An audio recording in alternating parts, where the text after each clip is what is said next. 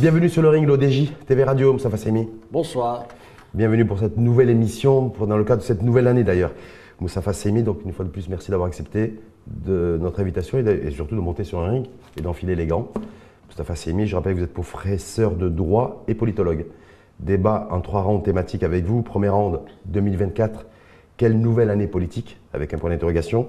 Deuxième round, remaniement ministériel, option ou obligation, avec un point d'interrogation. Et enfin, troisième round, éducation, avec la grève des enseignants et la grève de la fonction publique. L'eau, à la lumière du stress hydrique, parce qu'on est démarré l'année avec une forte tension sur cette matière, en l'occurrence l'eau, et l'énergie par extension, puisque de toute façon, quand on parle d'eau, on ne peut pas dissocier l'eau à l'énergie.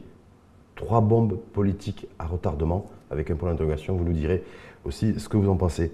Mais sur le premier round 2024, quelle nouvelle année politique, Moustapha Seymi? À quoi faut-il s'attendre? C'est une année difficile qui tient au contexte qui a prévalu au cours de l'année 2023, lequel a été impacté, vous le savez, par les années précédentes, notamment des années Covid, il faut le rappeler, plus l'impact du conflit Ukraine-Russie depuis février 2022, avec les conséquences économiques et sociales que ça a eu, notamment pour ce qui est du renchérissement des matières premières, du blé, des coûts logistiques, sans parler de la flambée qu'il y a eu des cours du pétrole et du gaz en particulier. Donc nous sommes aujourd'hui sur une année qui commence. Qui va être identique en termes de gestion politique que celle de 2023 ou qui va être différente selon vous? 2023 avait cette particularité, outre les facteurs cumulatifs que j'ai évoqués, il y a eu le séisme quand même de septembre, du 8 septembre, qui est quand même une grande catastrophe nationale, avec un coût financier, un coût économique et social. Alors évidemment, il faut souhaiter, prier pour que 2024 ne nous installe pas dans un schéma de ce type-là. Sur cette base-là, l'année 2024 est une année difficile parce qu'il y a un certain nombre de clignotants qui sont en rouge. Est-ce que ça veut dire que le gouvernement dirigé par Aziz Khanouch va être soumis à rude épreuve politique en 2024 et des épreuves politiques beaucoup plus compliquées et beaucoup plus complexes qu'elles ont pu l'être en 2022 et en 2023? Oui, parce qu'il y a des effets cumulatifs des années que vous avez évoquées, 2022, 2023. 2024, il y a des contraintes particulières qui sont de divers ordres. La première contrainte, me semble-t-il, c'est le coût financier d'un certain nombre de réformes qui sont à l'ordre du jour et qui doivent être mises en œuvre. Ça a commencé. Ça a commencé avec le coût de la reconstruction. Vous savez que c'est une dotation de 25 milliards de dirhams qui a été décidé par le souverain en septembre, donc pour le programme de reconstruction, pour les 3 années à venir, 24, 25, 26. Ça a commencé d'ailleurs le dernier trimestre 2023, c'est 25 milliards de dirhams. À côté de ça, il y a le coût social de la protection et des mesures qui ont été prises au titre de ce chapitre, c'est 10 milliards de dirhams. Il faut y ajouter ensuite le coût financier d'autres mesures qui ont été décidées. Vous savez, il y a les allocations familiales. Le relèvement de... oui. Mais ça, c'est de la dépense. Est-ce que, Valeur, aujourd'hui, vous considérez qu'en 2024, la gestion politique par le gouvernement, le gouvernement qui est dirigé par 3 partis politiques et dominé par le RNI, va avoir une gestion politique beaucoup plus facile, avant de vous répondre, beaucoup plus complexe? Il y a la loi de finances 2024 qui est je sais que vous voulez m'entraîner sur le terrain politique, je vais y venir, mais c'est important de donner des éléments économiques qui pèsent sur la décision politique. Les éléments économiques, c'est la 5e année de sécheresse. Le gouvernement fait des prévisions, on va travailler sur ces chiffres. La prévision pour la loi de finances 2024, il a prévu 3,7% de croissance. Est-ce que déjà les 3,7%, il ne le fera pas en 2024? C'est pas tenable. Non, c'est pour ça que je vous pose la question. C'est pour ça que je donne ce chiffre. Est-ce que c'est une année politique 2024 où il n'y aura pas de croissance économique?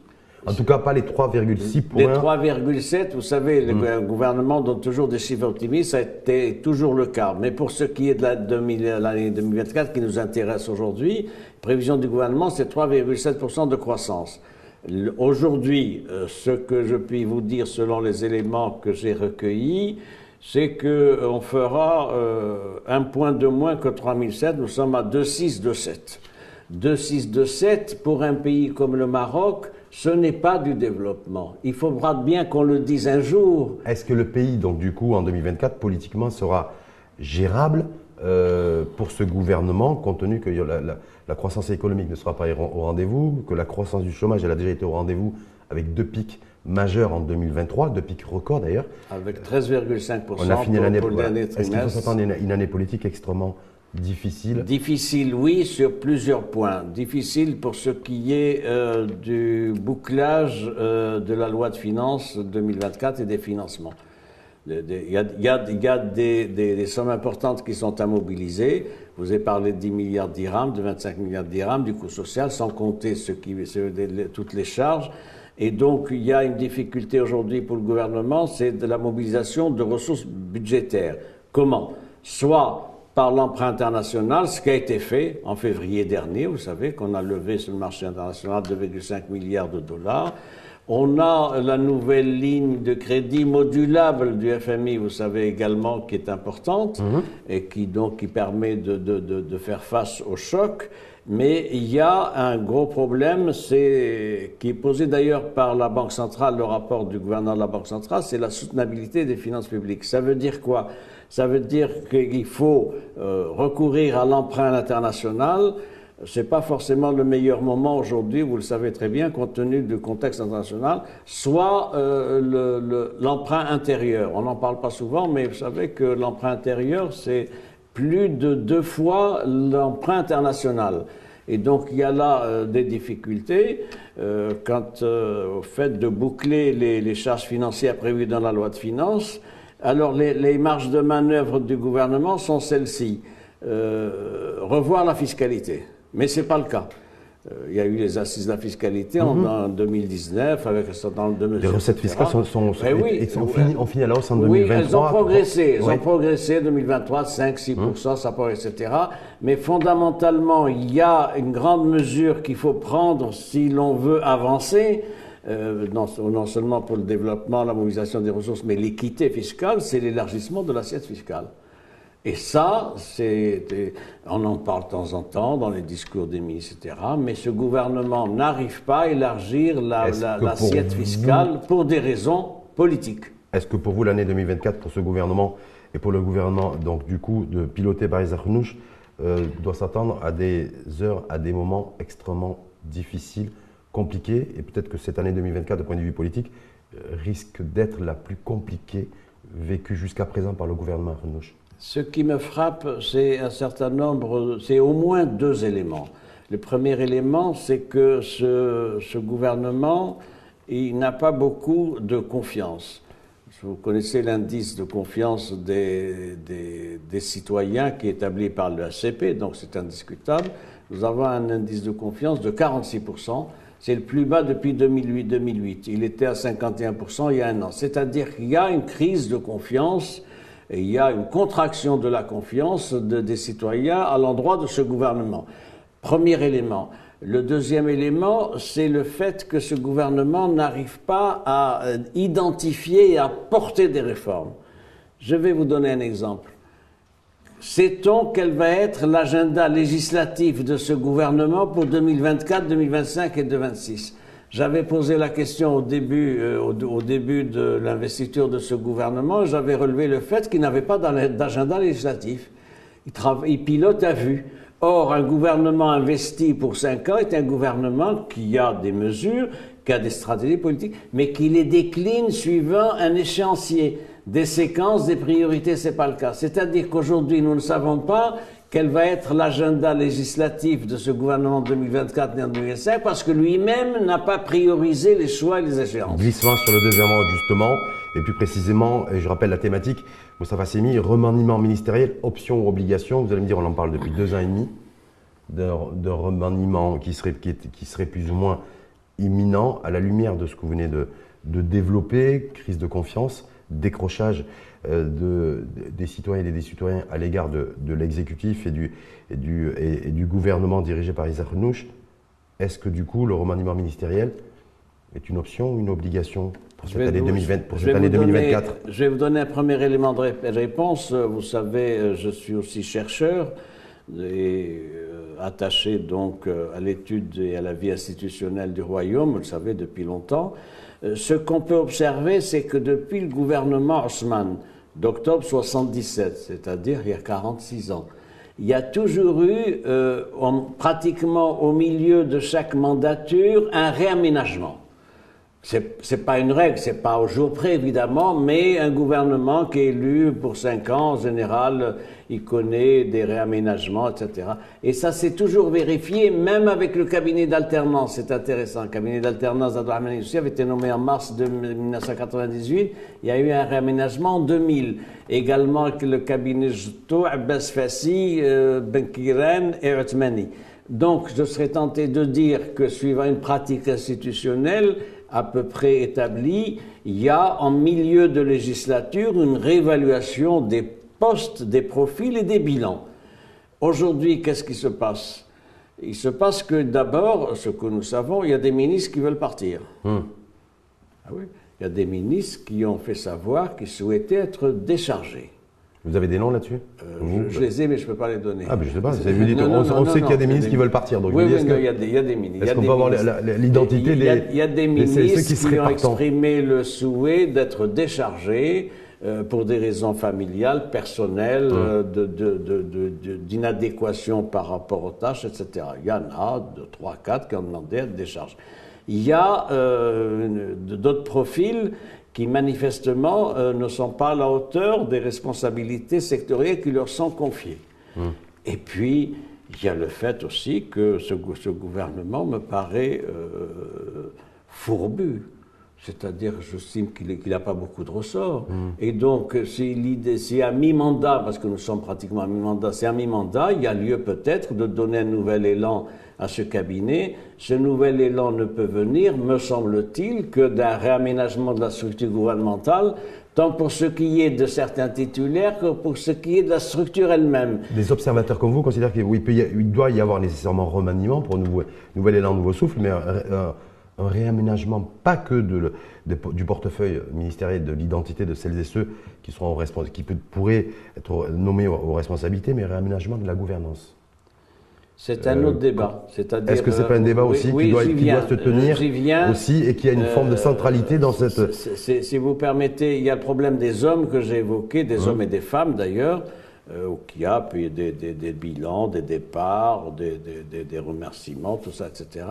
Il y a un deuxième niveau, c'est la structure gouvernementale.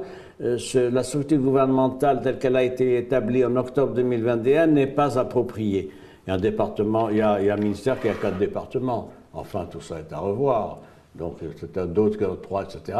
Donc, une sorte de restructuration de la structure gouvernementale autour de pôles. Et ça n'a pas été fait. Ça n'a pas été fait parce qu'on a voulu caser les uns et les autres. Il y a un pôle économique qui doit avoir la haute main sur les questions économiques, donc avec une mobilisation de moyens. Il y a un pôle social aussi.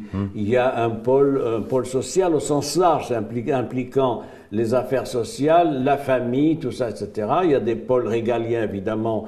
Ministère de la Justice, c'est important, mais il peut y avoir Ministère de la Justice et des Droits de l'Homme. Le département de l'Intérieur aussi, avec l'adjonction du développement territorial aussi. Donc il y a là peut-être nécessité d'une restructuration de la structure actuelle pour donner plus d'élan, mais il y a aussi le problème des profils. Est-ce que les titulaires en poste sont en mesure d'imprimer un nouvel élan? Je vais distinguer entre les départements régaliens de souveraineté et les autres départements. Il y a des départements régaliens qui, il faut le dire, fonctionnent bien. Et oui. Ministère de l'Intérieur, ministère des Affaires étrangères, ministère de l'Administration de la Défense nationale, etc. C'est des départements qui fonctionnent bien et qui donnent des résultats. On n'a qu'à voir l'éclat de notre diplomatie à l'international. Vous n'avez qu'à relever aussi le fait que la sécurité est assurée au Maroc, et le Maroc est un pays pacifique, où l'appareil sécuritaire est à la hauteur de sa mission, c'est extrêmement important. Ça, c'est pour ce qui marche. Oui. Alors, ce qui ne marche pas, c'est de l'élan. C'est de l'élan, c'est un portage de réforme Et sur ce plan-là, l'évaluation est quand même sujette à caution. Donc, vous dites, le remaniement ministériel, option ou obligation, c'est plutôt option ou plutôt obligation pour 2024? C'est une option qui me paraît prévaloir, je vais être prudent, parce qu'il est bien évident qu'un certain nombre de titulaires n'ont plus de souffle pour conduire des réformes jusqu'à 2026. Donc c'est plutôt une obligation, là. Oui, mais je préfère l'obligation, oui, c'est pas mécanique. Plutôt le terme option ou le terme obligation? C'est une option dictée par les circonstances. Voilà. C'est pas une obligation parce qu'il n'y a pas d'obligation constitutionnelle. Mais c'est une option politique qu'il faut peut-être retenir. Avant de passer au troisième rang, deux partis politiques qui forment cette majorité gouvernementale, en l'occurrence le PAM et l'Istiqlal, tiendront leur congrès. Le PAM a déjà fixé les dates et annoncé publiquement les dates, mi-février, et ensuite l'Istiqlal devrait organiser et tenir son congrès au mois d'avril, a priori, même si rien n'a été annoncé officiellement. Est-ce que ça a un impact, une relation avec un éventuel remaniement ministériel, et que du coup, s'il y a un remaniement, ça ne pourra se faire qu'après avril. C'est pas exclu que cet agenda soit pris en compte dans l'hypothèse, je dis bien l'hypothèse, d'un remaniement du gouvernement actuel. Alors c'est intéressant parce qu'il s'agit de deux partis, membres de la coalition dirigée par le RNI d'Aziz Akhannouch, dont il est d'ailleurs président. Le cadre du PAM est intéressant parce que c'est un parti qui pâtit de plusieurs inconvénients. Premier inconvénient, c'est que son secrétaire général fait l'objet quand même de débats, et aussi au sein de sa formation qu'ailleurs. C'est-à-dire qu'il a des sorties incontrôlées qui posent problème, et son maintien à la tête du département de la justice reste problématique. Deuxième élément dans ce sens-là, c'est qu'il ne sera pas candidat, lui-même l'a dit, il l'a fait dire, il ne sera pas candidat pour un deuxième mandat. Un second mandat, ça veut dire qu'il a estimé lui-même, compte tenu de sa situation au sein de son parti, qu'il n'était pas en pleine mesure de solliciter un second mandat. Ça, c'est un élément quand même intéressant. Donc, a priori, il devrait y avoir un nouveau secrétaire général. Oui, il faut qu'il y ait un nouveau secrétaire général. Le problème, c'est qu'il n'y a pas de tête qui dépasse. Il n'y a pas de tête qui dépasse. Là, il n'y a que la présidente, j'y venais, il n'y a que la présidente du Conseil national du PAM, qui est membre fondatrice du PAM, il faut le dire, qui paraît réunir des qualités pour être donc à la tête de ce parti. Encore que... vous avez été les réserves, vous? Oui. Non, encore qu'elle, semble-t-il, n'éprouve pas une grande envie. Non, pas moi, mais ensuite, c'est sans enthousiasme que, me dit-on, qu'elle envisage cette option, donc du fait de sa charge ministérielle, tout ça, etc. Donc ça, mais il est bien évident que c'est un parti qui traverse une situation difficile, d'autant qu'un certain nombre de des parlementaires, ses dirigeants, sont dans ces situations judiciaires particulières avec l'affaire que vous savez. Ben oui, c'est quoi une affaire qu'on peut la qualifier comment? C'est une affaire qui est en cours. Non, je ne sais pas, je vous pose la question. C'est une affaire qui est en cours. C'est une affaire politique, on est dans un débat politique, perspective 2024. Je suis professeur de droit et politologue, vous savez, mais je suis aussi avocat au barreau de Casa depuis 17 ans. Et à ce titre-là, je dois respecter les règles de la déontologie. Je ne peux pas me prononcer sur un dossier que je ne connais pas, etc. Mais maintenant, la casquette du politologue, évidemment, que cette affaire-là a un effet désastreux sur un parti comme le PAM, qui a été conçu, il faut le rappeler, avec un discours particulier. C'est quoi? La réhabilitation de la politique aux yeux des citoyens, la modernité, la transparence, la reddition des comptes et la démocratie. Vous m'accorderez qu'on est loin du compte et que la perception qui est faite de ce parti-là aujourd'hui est extrêmement négative. Et ça, c'est un élément pour ce cabinet. Troisième round, éducation, eau, énergie, éducation avec la grève des enseignants qui a démarré depuis quasiment plus de 3 mois aujourd'hui, depuis début octobre et qui continue à se poursuivre même en ce début d'année 2024 et mois de janvier d'ailleurs. L'eau, on l'a bien vu, sortie de Nizar Baraka, ministre en charge entre autres de l'eau et de l'équipement, qui a tiré la sonnette d'alarme. Attention, il peut y avoir des coupures, il y aura des coupures d'eau, il y a un gros souci en matière de stress hydrique. Le sud du pays n'a quasiment plus aucune goutte d'eau. Et l'énergie par extension, est-ce que là, c'est concrètement 3 bombes politiques à retardement pour le gouvernement et l'exécutif pour cette année 2024? Je ne parlerai pas de bombes, je parlerai du fait que il y a eu une sorte de déni général à voir les contraintes qui allaient s'aggraver au fil des ans. Et ça me frappe beaucoup. L'histoire du stress hydrique, on en parle depuis 20 ans. Moi, je suis témoin, j'ai de la littérature sur ça, des rapports d'experts, etc. Ça fait 20 ans qu'il y a une sonnette qui est tirée pour dire « attention, stress hydrique ». Et le Maroc, ce n'est pas un pays de pluviométrie, c'est un pays donc semi-aride. Donc tout ça, on a laissé faire, on a fait, on a continué, etc. Nous sommes face à cette situation-là. Le problème de l'éducation, c'est la même chose. Tous les gouvernements qui sont succédés ont dit l'éducation, etc. Mais il n'y a pas eu la priorisation de cette politique-là en termes opératoires.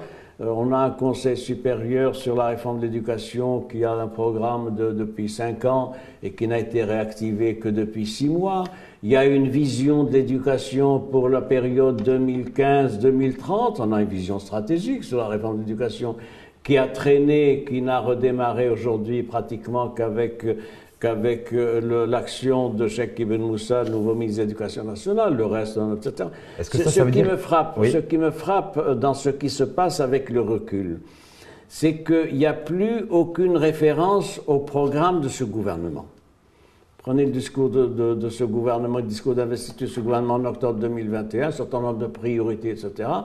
Plus personne dans ce cabinet ne fait plus référence à ce programme d'investiture, qui pourtant était un bon indicateur de la politique de ce cabinet. Deuxième élément, ce qui me frappe aussi, c'est la dilution des identités partisanes aujourd'hui. Qu'est-ce qui est propre au PAM dans ce gouvernement ou dans les mesures de ce gouvernement, ou etc.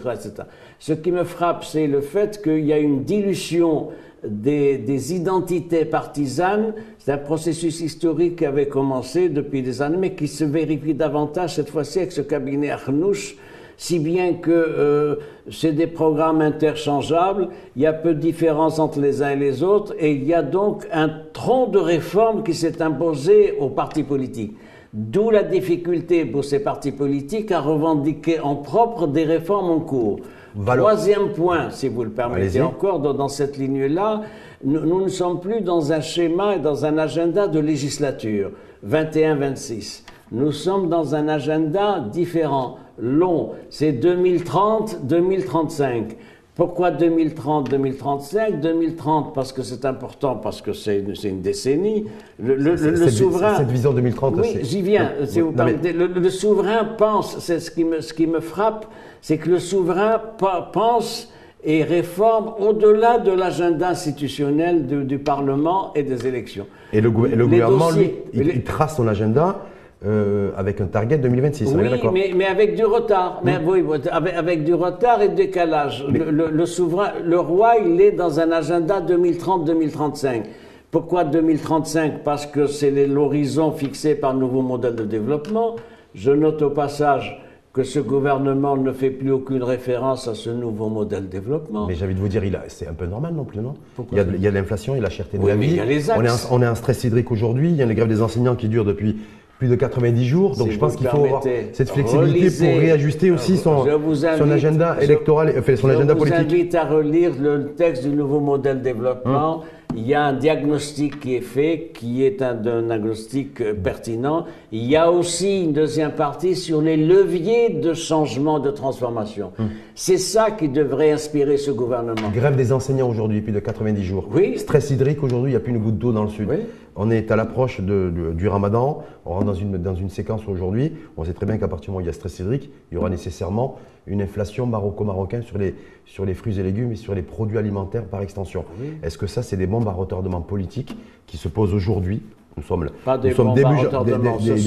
début janvier et des priorités et des urgences. Ce sont de fortes contraintes qui vont peser qui vont peser sur la politique de ce gouvernement et sur le fait que cette politique va être audible ou pas. Ce qui me paraît intéressant aussi à relever, c'est le fait que j'ai parlé de la dilution des programmes du gouvernement. Je voudrais ajouter ceci, c'est la difficulté pour ce gouvernement à être audible. À être audible. Vous savez, je vais simplifier. Qui écoute un ministre parler? La parole publique, c'est déclassé. La parole publique, c'est-à-dire celle du gouvernement et de cet État. Certains vous diront que la communication a évolué aussi aujourd'hui. Oui, mais il faut s'adapter. On s'exprime différemment qu'on le faisait auparavant. Il y a aussi un autre élément pour finir, c'est le fait que ce qui me paraît de plus en plus s'imposer par-delà les clivages des partis, qu'ils soient dans la majorité ou dans l'opposition, c'est fondamentalement la question sociale. C'est-à-dire qu'avec la protection sociale voulue par le souverain, on a activé la question sociale qui était gérée et régulée à coup de petites réformes, d'accords, de dialogue sur certains. Ce qui me paraît important, c'est le fait que la question sociale revient au premier plan de la vie politique nationale. Ce n'est plus la vie politique qui est au premier plan, c'est la question sociale avec ce phénomène extrêmement important de la mobilisation des syndicats dans le secteur d'enseignement. On n'a jamais vu ça. On n'a jamais vu une telle mobilisation syndicale d'un peuple scolaire, donc avec les effets. On assiste surtout à une forte mobilisation. Une forte mobilisation. Des coordinations d'enseignants, pas des syndicats. Et la preuve est faite dans le déroulé de notre vie politique pour 2024 et peut-être pour les années à venir, c'est que la dialectique sociale va davantage s'affirmer et être contestataire et obliger forcément ce gouvernement à prendre en charge un certain nombre de mesures de revendication. Est-ce que ça veut dire que Moustapha Saymi prédit d'ores et déjà une année 2024 marquée par des mouvements sociaux à répétition? Est-ce que c'est ça que vous êtes en train de dire? C'est l'hypothèse que je retiens, parce que ce qui me frappe, c'est le primat désormais de la question sociale. Vous savez, remarquez les débats. Les débats ne portent plus sur la démocratie, les droits de l'homme, ceci, ça. Les débats fondamentaux, maintenant, c'est le pouvoir d'achat des citoyens et le fait qu'il y a des revendications qui doivent être satisfaites par-delà les canaux institutionnels, par la prise en compte de larges revendications au niveau de la base. L'erreur qui a été faite par ce gouvernement, c'est pour ça que ça a duré d'ailleurs 2 mois et demi, c'est de dire « Ah, moi je m'en tiens au dialogue avec les syndicats représentatifs ». Mais qui a décidé qu'ils étaient représentatifs?